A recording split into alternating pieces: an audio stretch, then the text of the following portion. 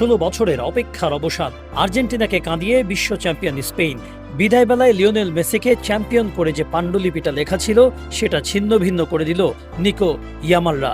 বিশ্বকাপের মেগা ফাইনালে মেসির আর্জেন্টিনাকে 1-0 গোলে হারিয়ে সোনালি ট্রফিটা উঠল স্পেনের হাতে।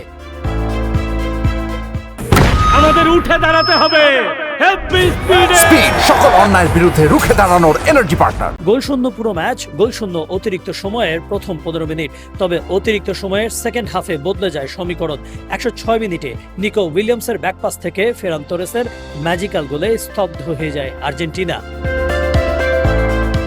আমেরিকার মঞ্চে শ্রেষ্ঠত্বের লড়াইয়ে ছিল স্পেনের একপাক্ষিক আধিপত্য। প্রথমার্ধে 65% বল দখলে রেখে আলবিসেলেস্তেদের রীতিমতো কোণঠাসা করে রাখে স্প্যানিশরা। আর তাতে 1966 সালের পরে প্রথম কোনো বিশ্বকাপ ম্যাচের প্রথমার্ধে একটি শটও নিতে পারেনি আর্জেন্টিনা।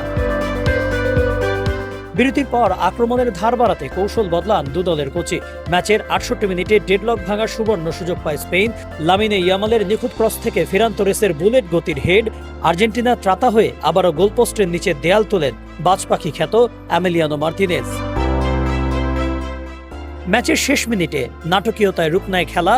পাও কুবার্সিকে ফাউল করে যোগ করার সময়ের 3য় মিনিটে লাল কার্ড দেখে মাঠ ছাড়েন আর্জেন্টিনার এনজো ফার্নান্দেজ। ফলে 10 জনের দলে পরিণত হয় আলবিসেলেস্তেরা। ফ্রি কিক থেকে পাওয়া সেই সুবর্ণ সুযোগ কাজে লাগাতে পারতেন ইয়ামাল, তবে এবারও আর্জেন্টিনার নিশ্চিত পরাজয় প্রতিহত করে দেন এমিলিয়ানো মার্তিনেজ। মার্তিনেজের অতিমানবীয় সব সেভে ম্যাচের নির্ধারিত 90 মিনিট শেষ হয় গোলশূন্য সমতায়। আর শিরোপা নির্ধারণী ম্যাচ গড়ায় অতিরিক্ত সময়ে। সেখানেও আর্জেন্টাইনদের ত্রাতা এমিলিয়ানো মার্তিনেজ। তাতে 10 জনের আর্জেন্টিনার জাল ভেদ করতে পারছিল না ফুয়েন্তে শিষ্যরা। ম্যাচের 96 মিনিটে গোল করে স্পেনকে উল্লাসে মাতাতে চেয়েছিলেন নিকো উইলিয়ামস, কিন্তু গোলের আগেই মার্তিনেজকে ফাউল করায় সেই গোলটিও বাতিল হয়ে যায়। কিন্তু খুব বেশিক্ষণ আক্ষেপে পড়তে হয়নি স্পেনকে। ফেরান তোরেসের গোলেই রূপকথা লিখে দ্বিতীয় শিরোপার দেখা পেল লা রোহা বাহিনী।